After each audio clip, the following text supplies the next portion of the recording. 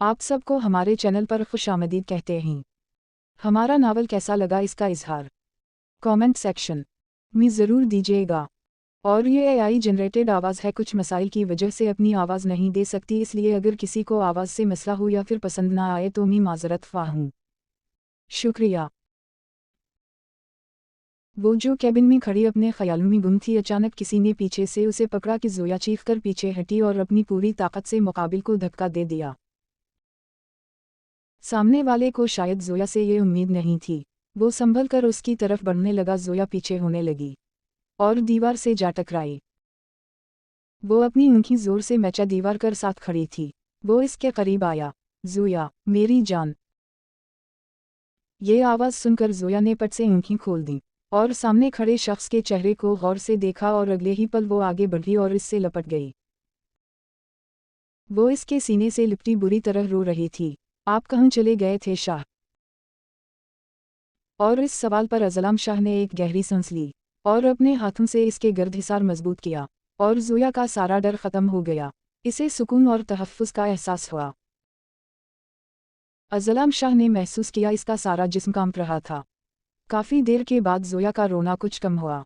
अज़लाम ने इसका चेहरा सामने किया और इसके आंसू अपने हाथों से साफ किए, फिर इसकी पेशानी पर अपने सुलगते लब रखी। जोया के सीने में ठंडक उतर गई। अज़लाम शाह उसे साथ लिए सोफे तक आया और इसे बिठाकर पानी का ग्लास इसके मुंह से लगाया। वो इसके पास बैठा था और अब वो पानी पी के कुछ पर सुकून हो गई थी।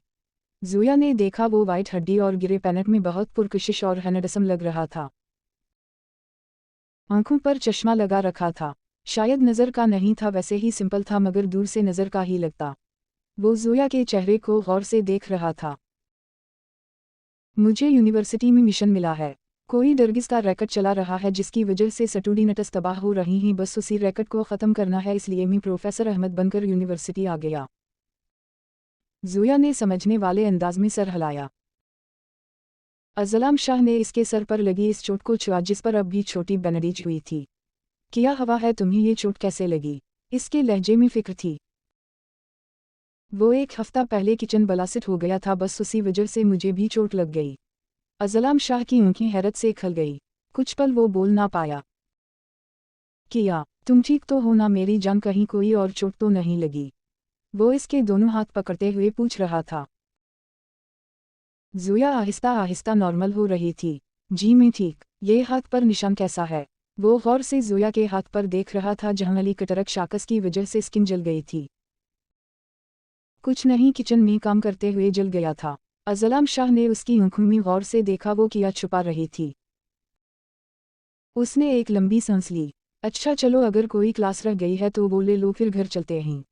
और तुम्हारा मोबाइल कहाँ है? जोया को याद आया इसके पास तो मोबाइल है ही नहीं। वो शायद घर में रह गया।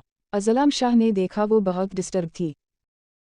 अच्छा चलो ठीक है, क्लास लेकर यहीं आ जाना, फिर साथ चलेंगी और तुम मेरे साथ शाह वाला चल रही हो। जोया ने इस बात में सर हिला दिया और ऑफिस से निकल गई। पीछे अज़लाम शाह ने अपना मोबाइल निकाला। अब वो किसी का नंबर मिला रहा था। कुछ देर बाद राब्ता मौसूल हो गया। वो झूठ बोल रही है, उसके चेहरे से परेशानी झलक रही है। फ़ोन के इस पार दूसरी यूनिवर्सिटी में बैठी फरियाल परेशान हो गई। आप पता करें, आपको वो सच बता देगी। आप खुद सोचें, अज़लाम भाई भी जान को एक परिणत कॉल आती है कि उनके बेटे का एक्सीडेंट हो गया। फिर अगले दिन हमदान मेंशन आग में जला मिलता है। सिर्फ इतना ही नहीं, सारे मुलाजिम गायब थे और उनके मुताबिक जोया ने इन्हें छुट्टी दी थी कि वो हमदान मेंशन से किसी ज़रूरी काम से बाहर जा रही है। और सिर्फ यहाँ तक बस नहीं, डॉक्टर ने मुझे साफ बताया है कि इसके पीठ से पूल का पानी भी मिला है और इसे अली कटरक शाकस दिए गए हैं। और वो किचन ब्लास्ट हुआ नहीं, किया गया था। गैस के सारे बटन उन थे। किसी ने जोया पर इतना जुल्म किया, मगर वो अपने मुंह से एक लफ्ज़ नहीं बोल रही। आखिर वो किसे बचाना चाह रही है? अज़लाम शाह की ओशन ब्लू आंखों में गुस्सा उतर चुका था। वो यूनिवर्सिटी तो आई कि मगर उसका दिमाग हाजिर नहीं है। मैं इसकी क्लास में 1 घंटा पढ़ा कर आया, मगर उसे पता ही नहीं चला कि मैं क्लास में हूँ। इसके आसपास क्या चल रहा है उसे कुछ पता नहीं, और उसे इतनी भी होश नहीं कि उसका मोबाइल कहाँ है। वो दोनों ही परेशान थे। वो 1 हफ्ते से हमारे घर है, मगर बहुत खामोश है, कोई बात नहीं करती, बस कुछ सोचती रहती है। अज़लाम ने सरदाह भरी।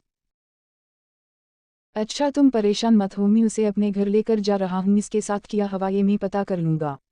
शुक्रिया, तुमने मुझे 2 दिन पहले कॉल पर सब बता दिया, वरना मैं इसकी हालत से अनजान रहता। फरियाल की नज़र ग्राउंड की तरफ उठी जहाँ से शावीज़ चलता आ रहा था। आप उसके शौहर हैं, वो किस हाल में है आपको पता होना चाहिए, इसलिए जैसे ही मेरे ख्याल में आप आए मैंने आपको बता दिया। अच्छा मेरी क्लास है, मैं फिर करती हूँ बात, आप इसका ख्याल रखिएगा। इसने मोबाइल रखा तो शावीज़ गायब हो गया था। वो मायूसी से चारों तरफ देखती उठ खड़ी हुई। सीतमगर नज़र भी आया तो सिर्फ एक झलक, इसका मूड एकदम ही उदास हो गया। वो भी दिल्ली से उठी और क्लास की जानिब बढ़ गई। जब वो क्लास में आई तो वो सामने ही डाइस पर खड़ा था। फरियाल को हैरत, बेयकीनी और खुशी हुई, सारे तासुर एक साथ उभरे। वो अंदर दाखिल हुई और अपनी सीट पर आकर बैठ गई। कुछ पल बाद सारी क्लास में खामोशी छा गई। अब शावीज़ शाह अपना तारुफ करवा रहा था। आपके प्रोफेसर का एक्सीडेंट हो गया है, इसलिए बिजनेस क्लास कुछ दिनों के लिए मिलूंगा। और फरियाल का दिल बहुत तेजी से धड़का। वो सारी क्लास में नज़र घुमा रहा था, फिर दोनों की नज़रों का ज़बरदस्त तसादुम हुआ। वो उसे ही देख रही थी। शावीज़ शाह को ना जाने क्यों एक सुकून मिला। इसने अपनी मुस्कुराहट दबाने के लिए चेहरा झुकाया। अब वो सबका तारुफ ले रहा था। फरियाल की बारी आई तो इसकी सीटमेट ने इसका कंधा हिलाया। वो हड़बड़ा कर होश में आई। वो उठी और शावीज़ शाह की आंखों में देखते हुए बोली, मेरा नाम फरियाल सईर है। शावीज़ ने सर हिलाया। वो बैठ गई, मगर अब वो बहुत खुश नज़र आ रही थी और पूरे जोश से शावीज़ की क्लास ले रही थी। दूसरी तरफ ज़ोया आधे घंटे बाद ही अज़लाम के कैबिन में आकर बैठ गई। इसका पढ़ाई में कोई ध्यान नहीं लग रहा था। इसे अजीब सी इनसिक्योरिटी और बेसुकूनी महसूस हो रही थी। इसने देखा कैबिन खाली था। वो अपना बैग सोफे पर रखती हुई बैठी और आंखें बंद करके सोफे की पुश्त से टेक लगाई। दिमाग पिछले 8 दिन में चला गया। वो ताई के सामने कुर्सी पर बंदी पड़ी थी और ताई उसके सामने हंसते हुए अपने कारनामे बता रही थीं। ज़ोया का हाल तो ऐसा था कि काटू तो बदन में लहू ना हो। वैसे तमधारी में बहुत तरप तरप कर मरी थी। इतना ही नहीं, वो अपना दूसरा बच्चा भी साथ लिए मर गई। वैसे तुमने कभी सोचा कि तमधारा बाप तुम्हें तुम्हारे ननियाल वालों के बारे में क्यों नहीं बताता? और ज़ोया बेबसी से ये सब सुन रही थी। वो अचानक ज़ोया के करीब हुई और इसकी आंखों में आंखें डाले बोली, तुम्हारे बाप ने तमधारी पप्पो को जिसके साथ भगाया वो कोई और नहीं, तमधारा मामू था। तमधारी मुँह के काफ़ी रिश्ते थे, मगर अफसोस तुम्हें हर रिश्ते से महरूम रखा गया। किया तमधारा दिल नहीं चाहता कि तुम उन रिश्तों से मिलो, मगर तमधारा बाप किस मुंह से तुम्हें उनके सामने लेकर जाएगा? आखिर को उसने भी तमधारी मुंह से चोरी छिपे निकाह किया था। अब वो तो तुम्हें एक नाजायज़ औलाद समझेंगी, इसलिए तमधारा बाप तुम्हें तुम्हारे ननियाल की परछाई से भी दूर रखता है। ज़ोया ने सांस लेने की कोशिश की, मगर इसकी हिचकी बंद गई। ताई दोबारा पीछे हुई और टेक लगाकर सोफे पर बैठ गईं। कोई तमधारी मदद करने नहीं आने वाला। मैंने सब मुलाजिमों को तुम्हारे इस लैंडलाइन से कॉल करके छुट्टी दे दी। और ज़ोया तो वैसे ही पत्थर हुई, इस सच को प्रोसेस करने की कोशिश कर रही थी। उसके बाप ने कभी उसे ये बताया नहीं कि उसका ननियाल कहाँ है, कैसा है, कौन लोग हैं। उसके बाप ने कभी इस मौजू पर कोई बात नहीं की। अगर कभी ज़ोया कुछ जानने की कोशिश करती तो वो उसे टाल देते, ये कहकर कि वक्त आने पर सब बता देंगी। मगर वो वक्त अभी तक आया नहीं। ज़ोया को ये सच अपने बाप से पता चलता तो इतनी तकलीफ ना होती, मगर अब उसे हो रही थी। आखिर कितने और कौन कौन से राज थे जो इससे छुपाए गए थे? वो जो सोफे की पुश्त से टेक लगाए बैठी थी, अपने गालों पर किसी के हाथों का लमस महसूस करके फौरन आंखें खोल गई। ओशन ब्लू आंखें 2 से 4 हुईं। वो इसके चेहरे पर झुका, इसकी आंखों से निकलने वाले कीमती आंसू साफ कर रहा था। ज़ोया का दिल चाहा वो चीख चीख कर रोए, मगर अपने अंदर की जंग को वो अंदर ही दबा गई। वो इसके पास बहुत करीब बैठा था कि ज़ोया को उसके जिस्म से एसेट्रॉनिक परफ्यूम की खुशबू महसूस हो रही थी। वो परफ्यूम बहुत कम इस्तेमाल करता था। शायद पहली बार ज़ोया ने आज उसे परफ्यूम की खुशबू के साथ देखा था। वो थोड़ा पीछे हुआ और अब ज़ोया को देख रहा था। ज़ोया इसके कुछ करीब हुई और अपना सर इसके सीने पर टिका दिया। अज़लाम शाह की हार्ट बीट मस हुई और नरमी से इसके गर्द हिसार बांध गया। घर चले, मुझे यहाँ सुकून नहीं मिल रहा। अज़लाम शाह ने बना कुछ कहे इसके हिजाब के ऊपर से सर पर लब रखे और दोबारा इसका सर अपने सीने से लगा लिया। मेरा सुकून तो मेरे पास है, हाँ, लेकिन अगर तुम्हें सुकून नहीं मिलता तो घर चलते हैं। ज़ोया ने नफ़ी में सर हिलाया। नहीं, ऐसी बात नहीं, आप पास हूँ तो सुकून महसूस होता है, मगर मुझे आज हुजूम में बेजारी और बेसुकूनी हो रही है।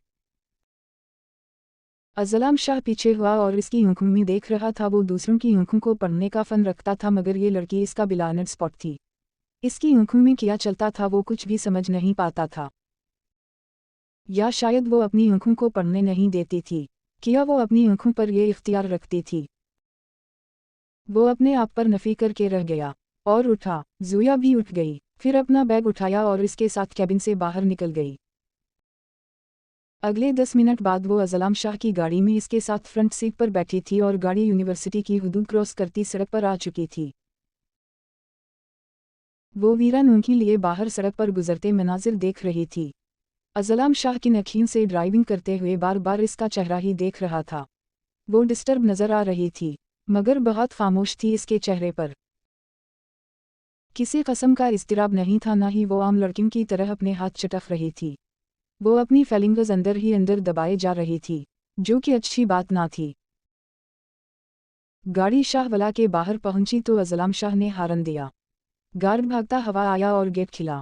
फिर गाड़ी बंगले में दाखिल हुई और पोर्च में जाकर रुकी। वो अपनी साइड से उतर आया। फिर इसने ज़ोया की साइड का दरवाज़ा खोला तो वो होश की दुनिया में आई। अज़लाम शाह ने अपना वसी मजबूत हाथ इसके सामने फैलाया। ज़ोया ने अपनी नाजुक हथेली इसके हाथ पर रख दी। फिर वो इसके साथ अंदर की जानिब बढ़ गई। अज़लाम शाह ने मजबूती से उसका हाथ पकड़ रखा था। वो लाउंज से होता हुआ इसके साथ सीधा अपने कमरे में आया और वो किसी कटी डाल की तरह इसके साथ चलती गई। कमरे में आने के बाद अज़लाम शाह ने उसे बेड पर बिठाया और ड्रेसिंग रूम में चला गया। कुछ मिनट बाद वो वापस आया। अब वो हड्डी उतार चुका था। इसके नीचे एक सिंपल सी ब्लैक हाफ स्लीव्स शर्ट पहन रखी थी, जिसमें से उस के कसरती और मजबूत बाजू नुमायां हो रहे थे जो शर्ट से चिपके हुए थे। ज़ोया ने अपनी नज़रें चरा लीं। वो इतना हैंडसम था कि ज़ोया को शक होने लगा कि कहीं इसकी अपनी नज़र ना लग जाए। वो मोबाइल चार्ज पर लगा रहा था, फिर कुछ फाइल्स रख रहा था। ज़ोया बेड पर बैठी उसे काम करता देख रही थी। वो कभी कमरे की दरसिनक टेबल तक आता तो कभी स्टडी टेबल तक जाता। उसके साथ साथ ज़ोया की आंखें भी कमरे में घूम रही थीं। फिर 10 मिनट बाद वो इसके पास आया और बैठ गया। उसने एक नज़र ज़ोया को देखा जो उसे ही देख रही थी। क्या खाओगी? ज़ोया का सकता टोटा। नहीं, कुछ नहीं, दिल नहीं चाह रहा कुछ खाने को। अज़लाम ने देखा इसके लहजे में बेजारी आ गई थी। अच्छा तो फिर रेस्ट कर लो। वो ये कहता हुआ इसका बैग बेड से उठाकर स्टडी टेबल पर रख चुका था। ज़ोया उठ खड़ी हुई। वो वापस पलटा और उसे खड़ा देखकर नासमझी से उसे देखा। क्या हवा? ज़ोया ने एक नज़र इसकी आंखों में उलझन को देखा। मैं अपने कमरे में जा रही हूँ, वहीं रेस्ट। तुम कहीं नहीं जा रही, यही तुम्हारा कमरा है, सुकून से सो जाओ। ज़ोया ने महसूस किया इसके लहजे में झुंझलाहट और गुस्सा था। वो अजीब बेबसी का शिकार हुई। ये नामुनासिब है, ये आपका कमरा है, मेरा यहाँ रुकना ठीक नहीं। वो कुछ मजबूत लहजे के साथ कहती दरवाजे की जानिब बढ़ गई, मगर दूसरे ही पल अज़लाम शाह इसके सामने मजबूत दीवार की तरह खड़ा हो गया। इसकी आंखों में गुस्सा था। घर में हम दोनों के सिवा कोई नहीं है। और ज़ोया का सांस सीने में ही अटक गया। वो अंदर तक लरज़ गई। उसने बेयकीनी से दरवाजे की तरफ देखा जो बंद था। इसके चेहरे पर इतनी जल्दी खौफ आया कि चेहरा सफ़ेद पड़ गया। अज़लाम ने अफसोस से उसकी तरफ देखा। तुम क्यों मुझसे हर वक्त भागती रहती हो? कितनी बार तुम्हें कह चुका हूँ तुम इज्जत हो मेरी और मैं अपनी ही इज्जत पर कोई इंच आने दूंगा। किया ज़ोया, तुम मेरी बीवी हो, जब तक मुझ पर भरोसा ही नहीं रखोगी कैसे हम दोनों एक दूसरे पर एतमाद कर सकेंगी? तुम मेरे साथ हो और बिल्कुल महफूज हो। मैं निकाह और शादी का फ़र्क बहुत अच्छे से समझता हूँ। वो कुछ पल खामोश हुआ। कोई तलस्सम था जो कमरे में इसकी खामोशी से टूट गया। वो बहुत ठहर ठहर कर एक एक लफ्ज़ नरम लहजे में संजीदगी से कह रहा था। मुझे जिस्म की कोई हुस या भूख नहीं है। तुम तो ऐसे डर जाती हो जैसे मैं तुम्हारा मुहाफिज नहीं, कोई भेड़िया हूँ। तुम मेरी आंखों के सामने रहोगी तो मैं मुतमईन रहूंगा। बाकी तुम्हारी मर्जी है, जिस कमरे में जाना चाहो चली जाओ। अगर मुझे तुम्हें हासिल करना होगा तो तुम इस कमरे में भी खैर महफूज रहोगी। अफसोस तुम मुझे अभी तक समझ ना सकी, तुम्हारे लिए मेरा इश्क आज भी जिस्मानी है, रूहानी नहीं। वो कुछ पल खामोश हुआ, इसका लहजा जख्मी था। मैंने कहा था तुम्हारी इजाज़त के बिना तुम्हें हाथ नहीं लगाऊंगा। किया तुम्हारी मर्जी से आगे कोई हद पार की मैंने। और ज़ोया लाजवाब खड़ी रह गई। वो कुछ भी कहने के काबिल ना हो सकी। वो एक आखिरी नज़र इस पर डालकर कमरे का लॉक खोलता हुआ वापस पलटा और वॉशरूम में चला गया। ज़ोया की आंखें ज़ब्त के बावजूद भी लाल हो गईं। वो बहुत मुश्किल से अपने आंसू रोके खड़ी थी। एक बार फिर वो उसे तकलीफ दे चुकी थी। वो बहुत मुश्किल के बाद वापस पलटी और अपना हिजाब खोलाकर बेड पर लेट गई। कुछ ही देर में वो नींद की वादियों में उतर गई। अज़लाम शाह बाहर आया तो वो सुकड़ी समटी बेड पर लेटी सो रही थी। वो अफसोस के साथ नफ़ी में सर हिला कर रह गया। फिर आगे आया और बलीनकट खोलकर इसको सीधा करके लिटाकर ऊपर दिया, फिर कमरे से बाहर निकल गया। जब दोबारा ज़ोया की आंखें खिलीं तो रात का अंधेरा हर सा फैल गया था। कमरे में गप अंधेरा था, सिर्फ एक हल्की सी नाइट बल्ब की रोशनी थी। ज़ोया उठकर बैठ गई। इसे कितने दिनों बाद इस बिस्तर पर पुरसुकून नींद आई थी, क्योंकि यहाँ इसकी खुशबू थी। वो वॉशरूम में गई और 5 मिनट बाद फरेश होकर कमरे में आई। एक नज़र अपने हुलिया को देखा, बाल खोलकर उनमें हाथ चलाया। फिर कलप उठाकर पीछे कुछ बाल इसमें बांध लिए, बाकी सारे इसकी कमर से भी नीचे तक आ रहे थे। वो कमरे से निकलकर सीढ़ियों उतरती हुई लाउंज में आ गई। इसे किचन से आवाज़ें आ रही थीं। वो उन आवाज़ों की सिमत मुतवज्जह होती किचन में चली गई। वो किसी शेफ की तरह महारत से खाना बना रहा था और ज़ोया बेयकीनी से उसे देख रही थी। उसकी मौजूदगी महसूस करके अज़लाम ने अपना चेहरा उठाया, इसे देखकर हल्का सा मुस्कुराया। फिर चौल्हा बंद करता इसके पास आया। तुम उठ गई, बस खाना तैयार हो चुका है, मैं टेबल पर लगाता हूँ, तुम बैठो। ज़ोया आगे बढ़ी और इसके हाथ से वो बर्तन पकड़ लिया। मेरी आना को ये गवारा नहीं कि मेरा शौहर मेरे होते हुए ये काम करे, आप बैठी में करती हूँ काम। इसके लहजे में मान था। अज़लाम शाह खामोशी से किचन से निकल आया। 5 मिनट बाद वो दोनों डाइनिंग टेबल पर बैठे खाना खा रहे थे। ज़ोया ने शायद ही जिंदगी में इससे अच्छा खाना खाया हो। इसके अंदर सुकून और तमानियत उतर गई। खाना खाने के बाद वो अज़लाम के लिए काफ़ी बनाने चली गई। फिर काफ़ी का कप इसके पास रखकर बर्तन धोने लगी। 10 मिनट बाद वो इसके पास लाउंज के सोफे पर आकर बैठ गई। अज़लाम ने अपनी पॉकेट से उसका मोबाइल निकाला। ये रहा तुम्हारा मोबाइल, में हमदान मेंशन गया था, तुम्हारे कमरे में पड़ा मिला। और ज़ोया शर्मिंदा होती मोबाइल इसके हाथ से उठा लिया। इसका मोबाइल इतने दिनों से कहाँ था, उसे कुछ होश नहीं थी। अज़लाम ने काफ़ी का खाली मग टेबल पर रखा और ज़ोया के कुछ करीब होकर बैठा। ज़ोया सर झुकाकर खामोश बैठी थी। किया तुम्हें अब तक मुझ पर भरोसा नहीं हुआ? अपने शौहर पर भरोसा होने के किए 2 साल काफ़ी होते हैं। ज़ोया का दिल चाहा कि ज़मीन फटे और वो इसमें समा जाए। इसका चेहरा शर्मिंदगी और खिफ़त से सुर्ख पड़ गया। अज़लाम शाह का लहजा नॉर्मल था। बहुत देर के बाद ज़ोया ने अपना सर उठाकर उसे देखा। ऐसी बात नहीं है शाह, मैं आपसे शर्मिंदा हूँ। एम सूरी। अज़लाम शाह ने उसकी बात पूरी होने से पहले ही इसके होंठों पर अपनी उंगली रख दी। उसने एक नज़र अज़लाम शाह को देखा जो उसके बहुत करीब बैठा उसे ही देख रहा था। मुझे बिल्कुल नहीं पसंद कि मेरी बीवी सूरी कहे। मैं आज दोपहर में जो बात हुई इस बारे में नहीं कह रहा। 8 दिन पहले हमदान मेंशन में तुम्हारे साथ किया हुआ मुझे वो जानना है। मैं मेजर हूँ, किचन में काम करते और अली कटरक शाकस से लगे निशानात में फ़र्क साफ पहचान सकता हूँ। मैं सिर्फ सच जानना चाहता हूँ, वो सच जो तुमने मुझे बताया नहीं। तुम्हारे सोशल सर्कल डैमेज हो गया है। तुम लोगों को फीस नहीं कर पा रही आज यूनिवर्सिटी में। तुम्हारा रवैया नॉर्मल नहीं था। अगर भरोसा करती हो तो सच्चाई बताओ। रिश्ता कोई भी हो, इसकी बुनियाद सच और मजबूती भरोसा होती है। वो इतनी खूबसूरती से एक एक लफ्ज़ ठहराव के साथ बोल रहा था कि ज़ोया इसके सेहर में जकड़ गई। वो खामोश हुआ तो सारा सेहर टूट गया। कोई बताए इस शहजादे को, ये बहुत खूबसूरत बोलता है। वो उसे ही देख रहा था और वो खामोश बैठी रही। फिर इसकी आंखों से आंसू बहने लगे। बहुत देर के बाद वो कुछ बोलने के काबिल हुई। मैं सच्चाई छुपा नहीं रही, बस अपने अंदर चलती जंग से लड़ने की कोशिश कर रही हूँ। उसने अपने दोनों हाथ चेहरे पर रखे और फूट फूट कर रो पड़ी। अज़लाम शाह इसके इतने बुरे तरीके से रोने पर तो भौंचा कर रह गया। वो फौरा उसके मज़ीद करीब हुआ और उसे अपने सीने से लगा लिया। वो इस तरह रोती बिल्कुल भी अच्छी नहीं लगती थी। वो इसके सीने से लगी कुछ देर रोती रही, फिर आंसुओं के दरमियान उसे सारी बात बताती गई। अज़लाम शाह के अंदर बैक वक्त तकलीफ, गुस्सा, दर्द और दिख की लहरें उठीं।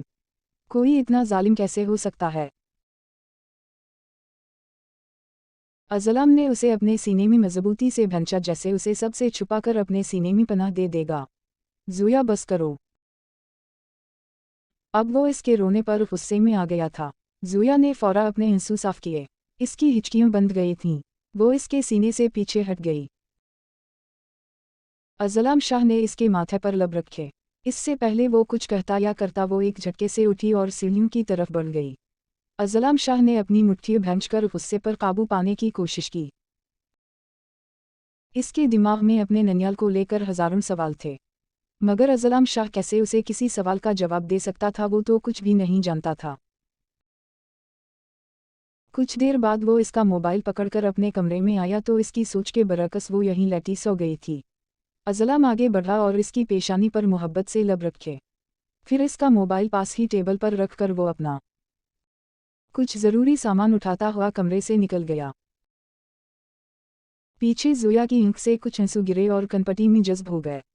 इसने अपनी आंखें खोली, वो जा चुका था। वो दोबारा आंखें बंद किए लेटी और फिर कब नींद इस पर मेहरबान हुई उसे कुछ याद नहीं। एक नई सुबह का आगाज़ हो चुका था। इसकी आंखें दूर मस्जिदों से आती अज़ान की आवाज़ से खींचीं। वो उठकर बैठी, फिर नज़र सारे कमरे में घूमी तो वो इसके पास कुछ फासले पर लेटा सो रहा था। ज़ोया ने गहरी सांस ली और परसुकून होती उठी अपना दोपट्टा पकड़ती वाशरूम में बंद हो गई। 10 मिनट बाद वो जाए नमाज बिछाए नमाज अदा करने के लिए खड़ी हो रही थी।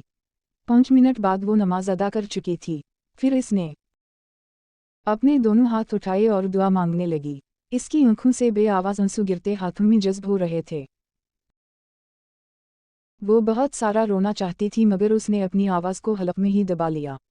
बहुत देर के बाद बेआवाज़ रोती वो अपने अल्लाह से अपने दिल का हाल बयान करके जाए नमाज उठाती हुई उठ खड़ी हुई। दिल का बोझ काफ़ी हल्का हो गया था। वो खामोशी से बना आवाज़ पैदा किए कमरे से बाहर निकल आई। वो सीढ़ियों उतरती हुई लाउंज में आई, फिर बाहर गार्डन में निकल आई और जूता उतारकर नंगे पांव घास पर चलने लगी। इसे सुकून मिल रहा था। इसकी सुकून की बुनियादी वजह वो शख्स था। वो इसके पास था, ज़ोया को सब कुछ अच्छा लग रहा था। दुनिया में एक शख्स होता है जो हमारा कंफर्ट जोन हो, और वो ज़ोया शाह का कंफर्ट जोन था। रात का अंधेरा ख़त्म हो चुका था, अब दिन की रोशनी फूट चुकी थी। ज़ोया लॉन से निकली और वापस अंदर चली गई। अगले आधे घंटे बाद वो डाइनिंग टेबल पर खाना लगा रही थी जब वो सीढ़ियों उतरता हुआ दिखाई दिया। ज़ोया अपने ध्यान काम कर रही थी जब वो पीछे से उसे हिसार में लेता इसके बालों पर लब रख चुका था। गुड मॉर्निंग डियर वाइफ, नरमी से कहता वो पीछे हुआ और अपनी कुर्सी संभाल कर बैठ गया। ज़ोया भी खामोशी से इसके साथ वाली कुर्सी संभाल कर बैठ गई। फिर दोनों ने नाश्ता किया और नाश्ते के बाद ज़ोया ने काफ़ी बनाकर इसके सामने कप रखा, खुद किचन में चली गई। वो सारे बर्तन धोकर वापस आई जब वो कॉफ़ी का कप खाली करता उठा और वापस कमरे में चला गया। ज़ोया ने वो कप उठाया और उसे धोने के बाद वापस कमरे में आ गई। इसकी नज़र सीधा बेड की जानिब उठी जहाँ बहुत खूबसूरत महरून फराक पड़ी हुई थी जिसके ऊपर गोल्डन काम हुआ था। ज़ोया के चेहरे पर मुस्कुराहट आई, मतलब वो ज़ोया को अपने रंग में देखना चाहता था। वो मुस्कुराती हुई आगे बढ़ी और फराक उठा ली। इतनी देर में वो वाशरूम से महरून शर्ट और ब्लू जीन्स में बाहर निकला और शीशे के सामने जाकर खड़ा हो गया। ज़ोया फराक पकड़ती वाशरूम में घुस गई। वो शीशे के सामने खड़ा होकर अपने बाल बनाने लगा। फिर इसने अपनी शर्ट के बाजू कोहनियों से कुछ नीचे तक फोल्ड कर लिए। वो बहुत पुरकशिश था। इसके कसरती बाजू और मसल्स नुमायां होते शर्ट से चिपके हुए थे। इसका हुलिया निहायत सादा था, वो कहीं से भी अमीर ज़्यादा नहीं लगता था। इसके बाद वो परफ्यूम खुद पर स्प्रे करता स्टडी टेबल तक आया और कुछ ज़रूरी फाइल्स उठाकर अपने बैग में रखी, फिर कमरे से निकलकर नीचे लाउंज में आकर जोया का इंतजार करने लगा। वो अपना मोबाइल निकालकर उसमें गुम हो गया। जब कदमों की चाप पर उसने सर उठाकर देखा, पाँव में गोल्डन खसा पहने गोल्डन की परी जिसके ऊपर घुटनों तक महरून फराक आ रही थी, जिसके बॉर्डर पर गोल्डन धागे से खूबसूरत काम हुआ था। अज़लाम शाह की नज़र उसके पाँव से होती ऊपर की जानिब उठी। सर पर गोल्डन हिजाब किए फराक के साथ का दुपट्टा शाल की तरह कंधों पर ले रखा था। एक हाथ में बैग पकड़े इसमें अपना मोबाइल डालती वो अपने ध्यान सीढ़ियों उतर रही थी। अज़लाम शाह की नज़र इस पर ऐसी गई कि पलटा भूल गई। वो इतनी खूबसूरत लग रही थी कि अज़लाम शाह का अपनी पलकें झपकना नामुमकिन हो गया। वो इसके सेहर में हमेशा जकरा जाता था। शायद ये ब्लैक कलर के बाद दूसरा कलर था जिसमें वो इतनी खूबसूरत लग रही थी। वो इसके पास आ चुकी थी, मगर अज़लाम शाह होश व हवास खो चुका था। इसने जोर से अज़लाम का कंधा हिलाया कि वो हड़बड़ा कर होश में आया। शाह, किया हवा आपको, मैं कब से आपको आवाज़ें दे रही हूँ। इसकी नज़र सीढ़ियों की जानिब थी जो अब खाली थी। फिर इसकी नज़र दाएं तरफ उठी जहाँ वो खड़ी उसे परेशान नज़रों से देख रही थी। अज़लाम शाह अपनी हालत पर बेसी से मुस्कुराया। कोई बताए इस शहजादी को कि ये बहुत खूबसूरत है। वो बहुत मुश्किल से अपने हवास काबू करता उठा। चलें, जोया ने इस बात में सर हिलाया। इसके बाद वो दोनों यूनिवर्सिटी में आ गए। जोया की तबीयत ठीक होने लगी। वो अपना जहन इन सवालात से आज़ाद करवा चुकी थी। अब वो बाकायदगी से यूनिवर्सिटी जा रही थी। अज़लाम शाह भी अपने मिशन में कामयाब हो रहा था। एक हफ्ता हो गया था जोया को शाहवाला में रहते। हमदान साहब अभी तक वापस नहीं आए थे और हमदान मेंशन में रेनोवेशन का काम चल रहा था। इस आग ने काफ़ी तबाही मचा दी थी। वो लॉन्च में बैठी एलसीडी पर कोई प्रोग्राम देख रही थी। जब अज़लाम उसके पास आकर बैठा, जोया ने देखा वो कुछ संजीदा था। किया हवा शाह, आप ठीक तो हैं? वो एलसीडी बंद करती इसकी तरफ मुतवज्जह हुई। अज़लाम शाह ने एक नज़र उसे देखा, फिर इसका हाथ पकड़ा और इसकी लकीरों पर अपनी उंगली ट्रेस करने लगा। 15 दिन पहले जिस रात तुम्हें चोट लगी, इससे अगली सुबह मिसेज अरशद कुरैशी की लाश पुलिस को सड़क पर मिली थी। काफ़ी बुरी हालत थी। उनके मुताबिक किसी ने अपनी गाड़ी से उनको कुचल दिया, ऑन था स्पॉट डेथ हो गई। पुलिस के मुताबिक वो एक्सीडेंट नहीं, मर्डर था। जोया ने अजियत से आंखें मींची। मैं इन दोनों को सबक सिखाना चाहता था। काफ़ी दिनों से इन्हें ढूंढ रहा था। इस रात के बाद वो दोनों गायब हो गए थे। उनका बेटा तो भाग गया और उनका ये हाल किसने किया मालूम नहीं। और जोया के दिमाग में एक सेकंड से पहले वो शख्स आ गया। हमजाद। आखिर कौन था ये शख्स जो जोया की जिंदगी में अचानक आ गया था? वो मेरी मां की कातिल थी। जिसने भी किया बहुत अच्छा हुआ। मैं भी यही करती, आज मैं अपनी मां से महरूम हूँ, इसकी वजह वो पूरा खानदान है। जोया के लहजे में जहर से ज्यादा काट थी। अज़लाम शाह ने उसे अपने साथ लगा लिया। जोया के दिमाग में काफ़ी दिनों से एक सवाल चल रहा था जो आज उसने अपनी ज़बान पर ला ही लिया। आपका सरनेम शाह क्यों है? और अज़लाम शाह को इस सवाल की उम्मीद नहीं रखता था, इसलिए हड़बड़ा गया। वो इसलिए क्योंकि ये मेरा नाम है, मेरा अपना सरनेम, मेरा पूरा नाम यही है। और इस सवाल का पस मंज़र बहुत लंबा है, फिर कभी बैठकर सुनाऊंगा। तुम उलझ जाओगी। मुख्तसर ये है कि अब तुम जोया कुरैशी नहीं, जोया शाह हो। और जोया हैरत ज़दा रह गई। इसे अज़लाम शाह की फ़लासफ़ी कुछ समझ नहीं आई। पले कुछ भी खाक नहीं पड़ा, मगर उसने समझने वाले अंदाज में सर हिलाया। एक और बात भी है। जोया ने देखा वो नज़रें चढ़ा गया था। जोया ने सवालिया नज़रों से उसे देखा। किया वो उनकी बेटी तानिया कुछ दिनों के लिए यहाँ आकर रहने वाली है। उसकी मां मर चुकी है, एक भाई गायब है, बड़ी बहन अपने शौहर के साथ वर्ल्ड टूर पर गई हुई है, वो अकेली है, इसलिए वो तुम्हारे साथ आकर रहना चाहती थी। इसलिए डैड ने उसे यहाँ आने का कह दिया। माम और डैड भी वापस आने वाले हैं। वो खामोश हो गया। वो जोया की नज़रों का सामना नहीं करना चाहता था, इसलिए रुख मोड़ लिया। जोया ने अपना इश्तियाल अंदर ही अंदर दबा दिया। आपका घर है, मुझे क्या मसला होगा, जिसे मर्जी रखें। वो भी तासुर लहजे के साथ कहती हुई उठी और कमरे में चली गई। अज़लाम शाह गहरी सांस लेकर रह गया। और ऊपर कमरे में वो गुस्से से चक्कर पर चक्कर काट रही थी। समझ किया रखा है, ये कोई यतीम खाना है जो वो यहाँ आकर रहेगी। ये मेरा घिरा है, इस घर की बहू में हूँ। काम डाउन जोया, अपने गुस्से पर काबू रखो। अगर उसने शाह को वैसी नज़रों से देखा तो जोया तुम होना। इस लड़की को मुंह तोड़ जवाब देना। वो अपने आप से बुड़बड़ाती हुई खुद को रलीकस करती बेड तक आई और लेट गई। ये बात तो तय थी, वो ये कमरा अब किसी सूरत छोड़कर नहीं जाने वाली। ये कमरा भी इसका था और इस कमरे का मकीन भी जोया का था। आज जोया की खुशफहमियाँ उरूज पर थीं। वो अक्सर रात को अपने ऑफिस चला जाता था और सुबह को उसके साथ यूनिवर्सिटी, फिर दोपहर में वो सो जाता था। इस टाइम जोया कमरे में नहीं होती थी। वो दोनों एक ही कमरा इस्तेमाल कर रहे थे, मगर अपनी हद में रहकर। अगर हम वापस शाह हवेली में नज़र दौड़ाएं तो आजकल हवेली में सुकून था। हेज़ल की सारी शरारतें बंद हो गई थीं। रावी चंद ही चंद लिख रहा था। वो अब हर वक्त गायब रहती थी, कमरे से बाहर बहुत कम निकलती थी।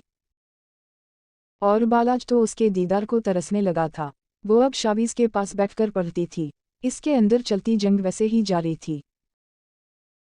आज इतवार का दिन था। सारी बच्चा पार्टी दूसरी मंजिल के लाउंज में बैठी चपस के साथ इंसाफ कर रही थी और वो चारों बैठे लड्डू खेल रहे थे। बालाज सोफे पर उड़ा तुरछा बैठा था। आलम तो पूरा लेटा पड़ा था। हाला और शावीज़ कोई स्टोरी डिस्कस कर रहे थे और रमला मैडम उनकी गैदरिंग का हिस्सा बनती कहाँ थी। वो अपने कमरे में गायब थी। वो चारों नीचे बैठे लड्डू खेल रहे थे। किया यार, बिल्कुल भी मज़ा नहीं आ रहा। निदा आपू, आप तो ज़रा चीटिंग नहीं करती। आपके साथ खेलने में वो मज़ा नहीं जो हेज़ल आपी के साथ खेल कर आता है। ओहद तो बेजार बैठा था। बालाज की दिखती रग पर हाथ पड़ा था। वो आगे हुआ और पूरी लड्डू पलट दी। तुम लोग इस काबिल नहीं हो कि सुकून से यहाँ बैठकर खेल सको। निकलू बोल बोल कर कान पका दिए हैं। वो तीनों तो भौंचा कर रह गए। क्या मुसीबत है, हमारी सारी गेम खराब कर दी। हाजिम बुड़बड़ा। आलम ने उसे पीछे से पाँव मारा। आह, क्या मुसीबत है लाला। वो झुंझला ही गया। बेटा उठ जाओ, वरना अभी तो सिर्फ लॉर्ड साहब ने गेम खराब की है, फिर तुम लोगों की शक्लें खराब हो जानी हैं। वो इतने सीरियस लहजे में बोला कि इन तीनों की नज़र बालाज पर पड़ी जो उनको ही घूर रहा था। सामिन दोनों के करीब हवा। उठ जाओ यारों, वरना हमारी खैर नहीं। ये कहते वो रुके नहीं और खसक गए। बालाज का मूड सख्त बेजार था। वो दोबारा आरा तुरछा बैठ गया। अचानक इसके मोबाइल पर बेल हुई। इसने मोबाइल निकाला और सामने किया तो आलम साहब का मैसेज जगमगा रहा था। अगर इतना ही दिल मिचल रहा है तो एक नज़र देख क्यों नहीं आते, वो कमरे में अकेली है, सुनहरी मौका है। बालाज ने इसे भस्म कर देने वाली नज़रों से घोरा। आलम ने उसे आंख मारी। बालाज का दिल चाहा इसका मुंह तोड़ दे। वो सर झटक कर बैठ गया, मगर अब सुकून कहाँ आना था। इसलिए शावीज़ को मसरूफ़ देखकर उठा और सीधा हेज़ल के कमरे में आ गया। वो जैसे ही कमरे में दाखिल हुआ, अंधेरे ने इसका इस्तकबाल किया। वो कदम कदम चलता बेड तक आया। मैडम दिन के वक्त कंबल सर तक ताने सो रही थी। ये भी कोई टाइम था सोने का। बालाज ने एक झटके से कंबल खींचा। जारी है।